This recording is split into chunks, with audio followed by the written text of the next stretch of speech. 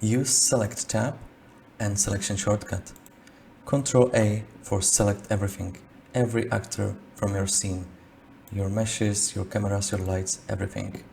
If you want to select your actors of the same class, select the actor and Ctrl Shift A. Now it selected all the static meshes and not the others actors.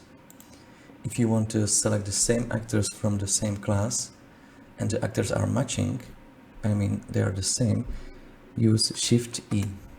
You see now it selected all the benches.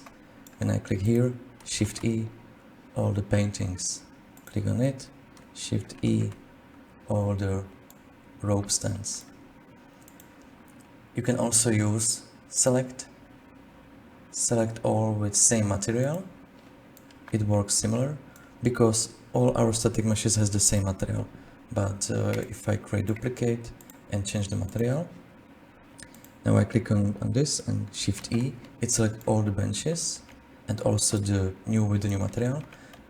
But when I click on the original bench, go to select all with the same material, it selected only the benches with the original material.